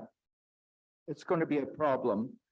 I think there is a creative solution for the one across the road backing into Chester, but another time. Tonight, though, in spite of the attendance here tonight, which is very unusual, our councillors saw fit to vote against staying here for future meetings.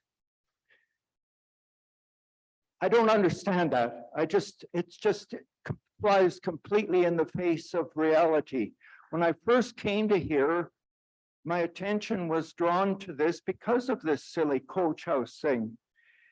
And at that time, the meetings were in the council chambers. And most of the meetings I attended had space for the people that were there. There was no need to come over here for a big meeting. But because of everything that's gone on, it's grown to this. And all these people that came here tonight got a slap in the face, I'm sorry to say. I would like to make, my question is to the council, will you commit tonight before we leave to hold the next meeting here and to reconsider that motion to keep them in council chambers for the near future? That's my question. I may suggest that if things turn to the point where we can actually work with each other for the best of the village and not for each other or whatever else is moving us, if we can get together, you're going to find that this crowd has other things to do on a council night and they'll stay home. It will be back in council chamber. Let this thing settle. Let's get back to normal. And then you can have your meetings in the council chamber where they probably belong, really. Otherwise, I completely agree with the previous speaker that said it's not a problem. And there might be one more question. If setting up is a critical thing because there's an event, is there anything in union rules that prevents a group of volunteers to come and help set up? Because I'm sure there's some people that would be willing to help. Thank you. Thank you. If there's any response to that question, please wait till I get where I can actually hear you. And tonight I actually heard most of you. It's wonderful. Thank you.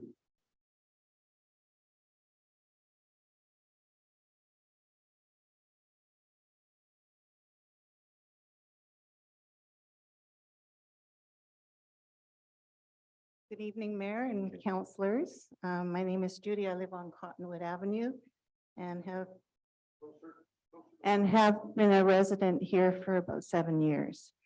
I want to raise the issue about the salary increases. And I'm approaching it from a different point of view. I know this is a highly emotionally charged topic, and I'm a professional, a retired professional accountant, so I decided to do some homework, just to understand some of the details. And this is what I'd like to share with everybody. I know accepting a 37% increase on face value is a hard pill to swallow for some people. And so I did my homework and I discovered that, and correct me if I'm wrong, but I believe each of the counselors here earned prior to the increase about $15,000 a year. And Mr. Mayor, you earned double that roughly, or your position did. So what I found out is that there has been no increase to those base salaries since 2011. And being in the corporate world for many years of my career, that is unheard of. That's 12 years with no increase. The Village of Harrison is a corporation. And in those 12 years, it's reasonable to conclude that workloads and committee work have increased significantly given the growth of our village over that period of time. And it's obvious that compensation has not kept up to the demands of the positions. In addition, to my knowledge, there has been very few, if any, cost of living increases over that 12-year period. And it's been my experience that most employers get at least, or sorry, most employees get at least a cost of living increase annually in order to maintain their standard of living. So I looked at it this way, with the exception of last year, the cost of living averaged about 2% per year. 2022 being the anomaly where inflation pushed that up to about 7%. And this has been addressed with the current cost of living increase that you've all agreed to. So I look at the 11 years prior, and I take the 2% cost of living per year, and that comes out to 22%. You guys have fallen behind in your standard of living, or the positions have, okay? Because I understand that people change in these positions. But the crux of it is that it's 22% roughly less today than it was in 2011. I don't find that acceptable. And I don't think anybody here would be happy working with those situations either. I think if we were honest with each other. So this results in the majority of 30% increase simply being a cost of living adjustment to catch up, 22% of that.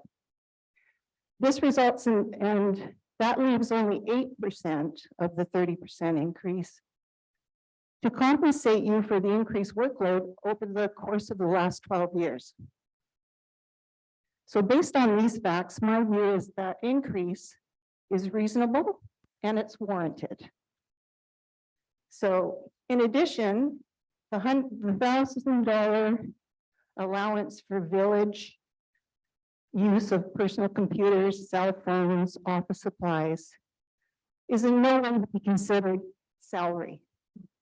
Revenue Canada doesn't treat it as salary. It is an expense recovery. And I think that's how it should be viewed here. So again, I support that as well. And I guess the only other question I have is, I find it really hard to believe that there hasn't been cost of living increases over the last 12 years, or maybe there's been one or two, I don't know. Is there some way that that can be incorporated into sort of an annual thing within the corporation so that we can avoid these types of controversies? Thank you. That's all I wanted to say. Thank you. Just going to answer that one for you. Yeah, thank you, Your Worship. Through to the member of the public. Yeah, based on the council remuneration policy, starting in 2023, there is a cost of living increase built in based on the BC Consumer Price Index. So I know that policy, I think, is coming up for review, but that's what it currently states.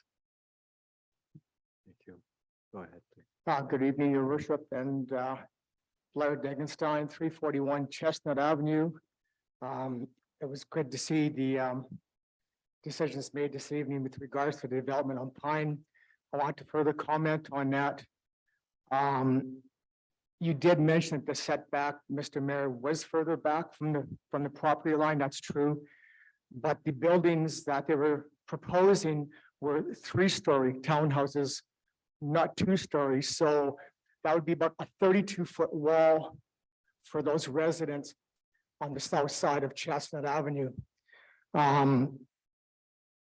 It's a big development. Obviously, the developer wants to maximize his $1 million purchase with as much density as he can get. I would have to think that density isn't the greatest importance in our community, and that's what I'm hoping for. I would look forward to sitting down with the village and some of our neighbors. We could gather and have that further discussion. We look forward to that, and by all means, you can, I'll contact your office and give you my contact information, and we can maybe get something worked out. Absolutely. Thank you. Thank you.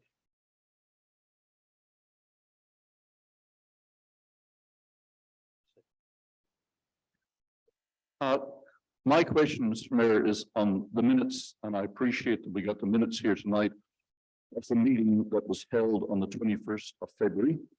That was the regular meeting, but there was also a special meeting held at 5 o'clock that night.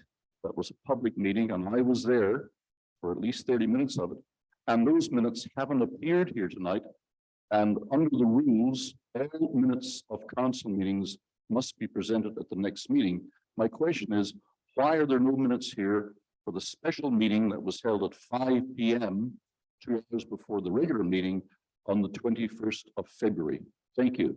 Thank you. I can tell you that I have not even received those minutes. Sorry, I can't hear you. I have not even, as mayor, received a copy of those minutes at this. You haven't seen them yet either. I have not seen a copy either. Well, that's highly irregular, Mr. Mayor. It was a public meeting. The minutes have to produce that be presented to you for approval, and you have to present them to the council and the public, and I look forward to seeing them. Thank you. Thank you.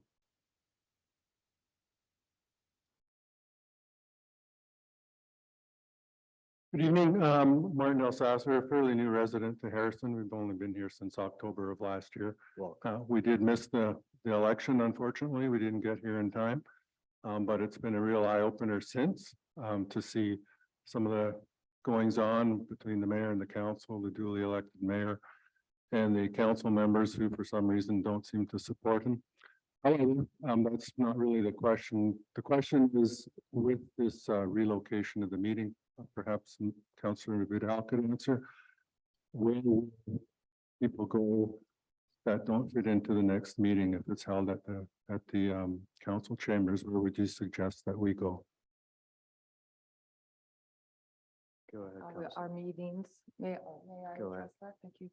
Our meetings are also available for attendance via Zoom, where there is the opportunity, same as if you attend in person, the ability to comment or to ask questions. Yes.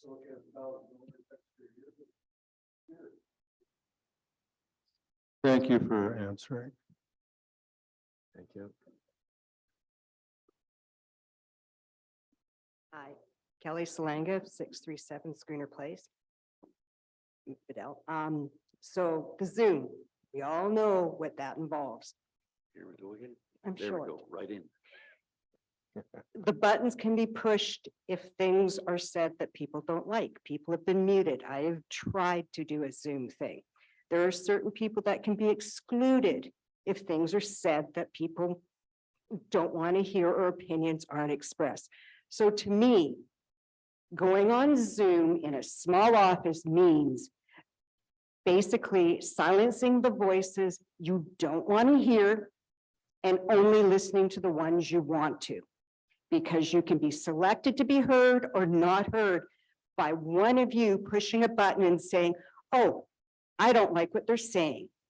And it has been done in past Zoom. Or, gee, nobody can get on the Zoom. So you've got 40 people trying to get on and it's not working.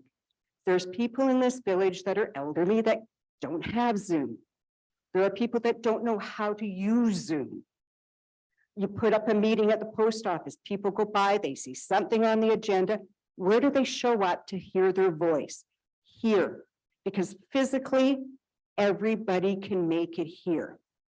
Not everybody can make it or knows how to operate a computer. We do have a community of retirees, older people, all other things. They want their voice heard.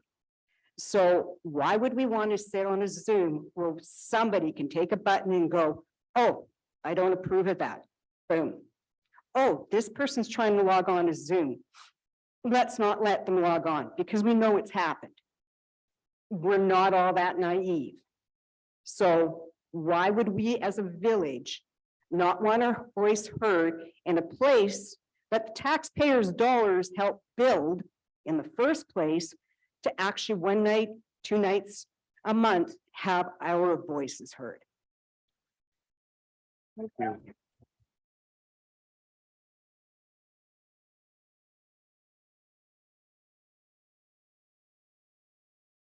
Good evening, everybody. Good evening. I don't want to discredit the lady that was before that spoke about your raises. But on the other hand, all the councilors and the mayor ran for their positions, knowing what the pay was. And the mayor was happy with his, but the councilors were not. I find that a little appalling. If you don't want the job, don't apply for it. If you do get the job with the intent of giving yourself a nice hefty pay raise, then be so it and suffer the consequences. I, on the other hand, am a senior. Last time I got a federal pay raise on my pension, I can't remember.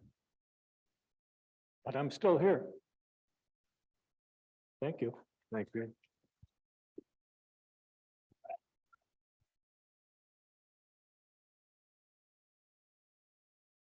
Hi, guys.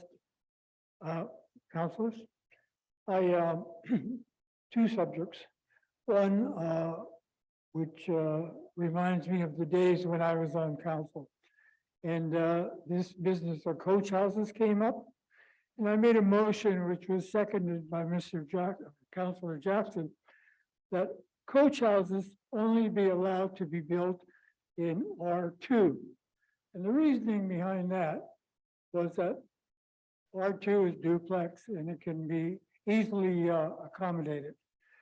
If you allow coach houses to be built in R1, it's a tight squeeze. And as people have mentioned before, that there's a great big wall looking into their yard. Whether or not it's a recreational space that's above the garage or secondary living accommodations or an in-law, I think that's irrelevant because a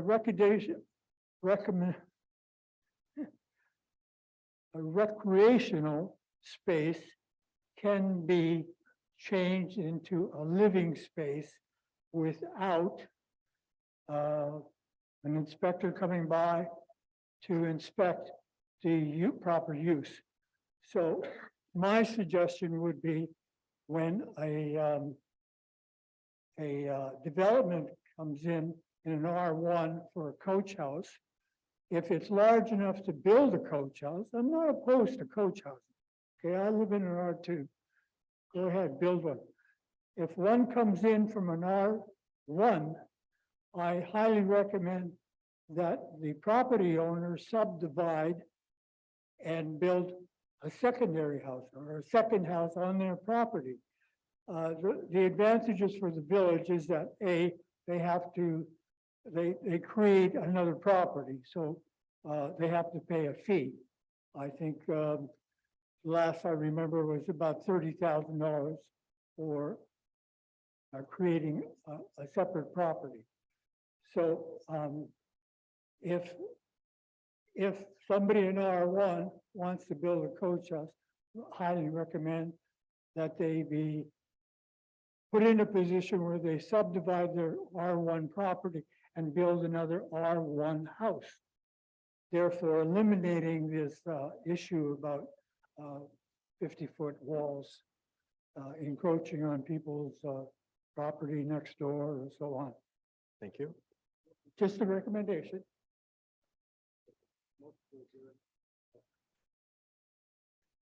Further questions? Any further questions? We have. I promise this is my last question, Mr. Mayor.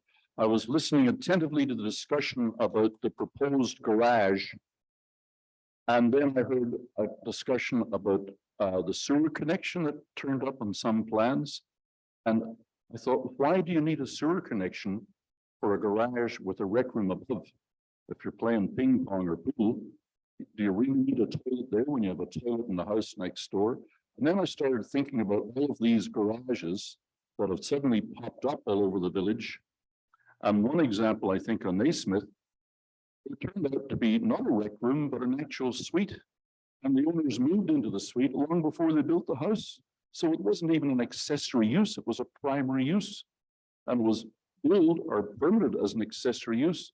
And I just like to think that maybe you, Mr. Mayor, with a new perspective, will try and find out who and where our inspectors are to keep an eye on this type of abuse, because if somebody is building a garage with a rec room above and is immediately occupied as a residential suite long before the house is built, I think there's something seriously wrong with that.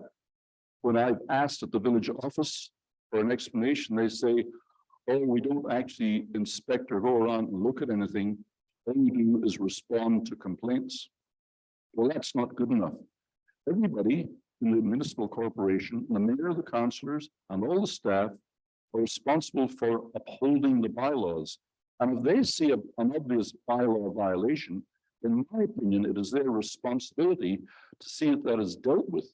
Otherwise, it's a lawless village, and that's not good for the people who are affected by these monster garages looming over their backyards, invading their privacy and blocking their sunlight.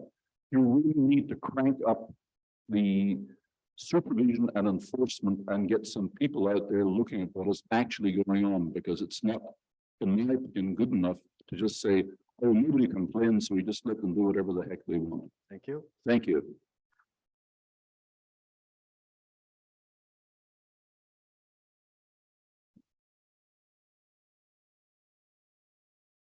Hi, I just moved here, so I don't know what I'm doing. Carol Kostachuk of 378 Esplanade Avenue. I just wanted to question the validity in, I guess, the reasoning for going back to the village. I've only been there once to apply for my business license. It was really tiny place. I was very shocked. But I guess my question is, when the council meeting started there, I don't know how many years ago, whatever the population was of the village at that time, as compared to what the population of the village is today.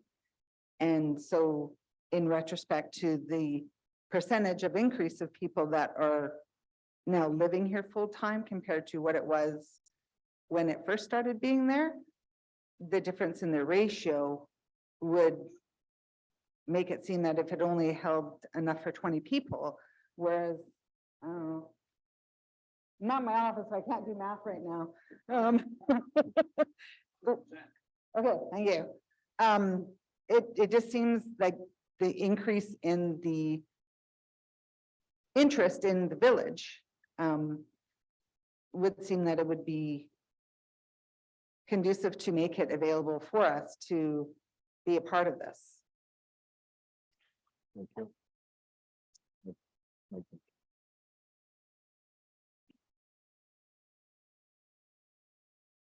Mr. Your Worship, I moved here 25 years ago. And 7 years after that, we signed a new OCP. And at the time, it was 800 residents. Today, I think Councilor Fascio, what is it, 2,000 now? 19, okay, right, I stand corrected. Yeah, so the point being is we've easily added 1,000 people or 1,000 homes.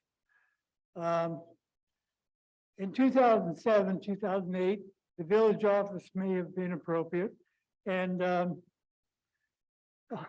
I don't always agree with Mr. Allen, I do agree with him on 1 or 2 points. One being this facility being better use for our meetings. And the other one is coach houses. A prime example is right across the street from me. New build, they built the coach house first, and then they moved into it. Now they're completing the house, which is in front of the coach house. And years ago, when the property next door to me was empty, the resident who lived down the street wanted to build. And he wanted to move his belongings from his old location to his new location. Mr. Mayor, On there's Echo. no questions here, Mr. Mayor. This is just preaching. No questions. You're Yes, there is. So the business of his building a garage so he could put his belongings into the garage, he was denied. And now it seems that you can build a coach house first and put all your belongings in there and then later on, build your actual house. So I think it's kind of backwards, and I look forward to the review of the OCP because I think we desperately need a new look at what the future of Harrison is going to look like. Thank you. Thank you. Thank you. Good evening. Deanna Boudreau, 339 Eagle. It was pointed out that the population is doubled, but I would have to say that there's more actual people living here and invested rather than being summer homes. So that's why I have so many people here. So moving it back to the chambers is absolutely appalling that anyone would even vote for that. Two, we were talking about paid parking. Residents should have a parking pass. We're the ones that support the businesses throughout the winter. Summer comes, we can't go down there. So the problem that the businesses are having or are asking for is because the people that support them all year have a harder time getting there. And not all of us drive or walk or ride a bicycle. Some people actually have to rely on a vehicle. That's all I have. Thank you.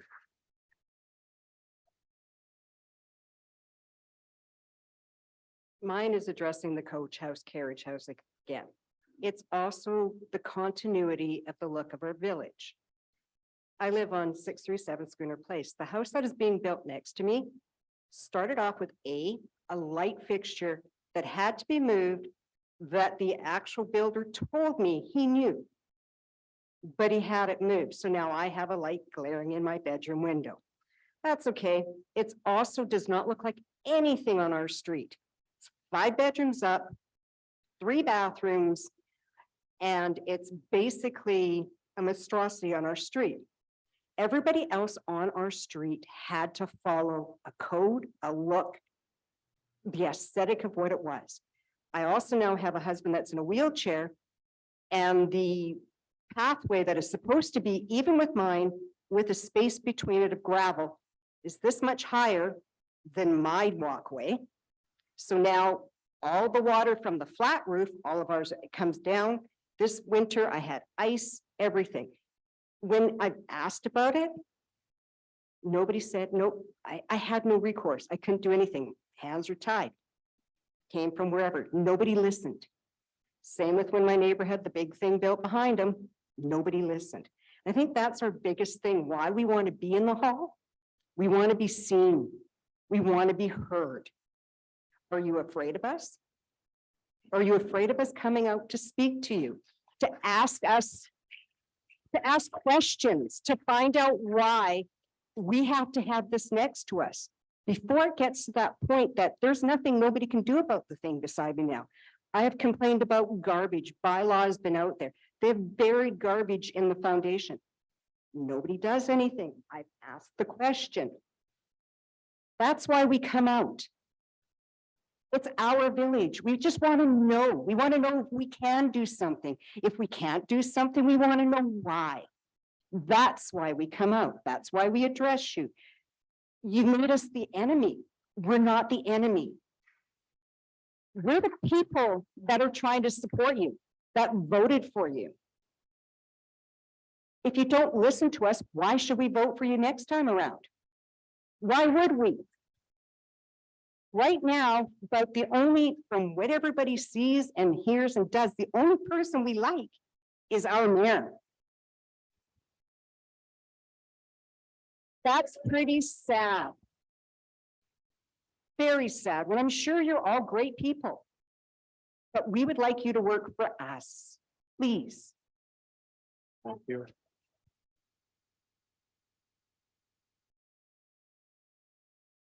Hello, good evening, Mr. Mayor. I'm back again. I want to ask these 4 counselors, what is the big deal that we have to go to the village council hall when there's so many people here? I want to know what you're hiding and why it's so imperative that you're pushing us to a place that we don't want to be at. Any answers? Thank you. Didn't think so.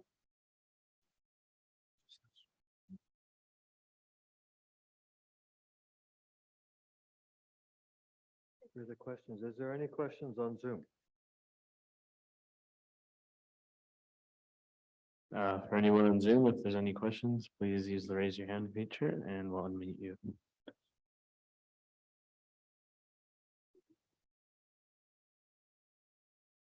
Looks like there are no questions, your worship. Thank you. Seeing no other questions. Motion to adjourn, second. Counselor Facio, call the question. All in favor, we are adjourned. Thank you, everybody, for coming tonight. I really appreciate it.